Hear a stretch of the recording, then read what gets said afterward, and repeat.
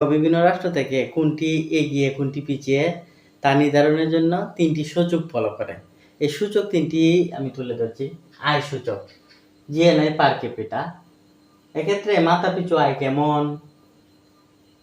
GDP কেমন, GNP কেমন, এই বিষয়গুলো যাচাই করে। প্রবাসী আয় কেমন, এই বিষয়গুলো তুলে ধরে। মানব সম্পদ সূচক, হিউম্যান অ্যাসেট ইন্ডেক্স, এখানে গড় আয়ু, মাতৃমৃত্যু, শিশু মৃত্যু এগুলো তুলে ধরা হয়। অর্থনৈতিক ঝুঁকি সূচক, ইকোনমিক ভালনারেবিলিটি ইন্ডেক্স, ঋণ ও ঝুঁকি, দুর্যোগ, এই বিষয়গুলো এখানে উঠে আসে। এগুলো থেকে যাচাই করা হয় কোনটি এলডিসি, কোনটি উন্নত বা কোনটি এলডিসি থেকে উত্তরণ হবে এরকম।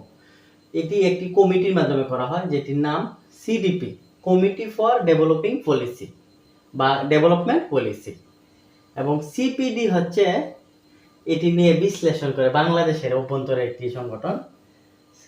তার সম্পূর্ণ রূপ হচ্ছে সেন্টার ফর পলিসি ডায়ালগ।